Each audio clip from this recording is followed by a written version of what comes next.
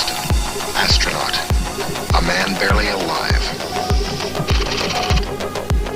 Gentlemen, we can rebuild him. We have the technology. We have the capability to make the world's first bionic man.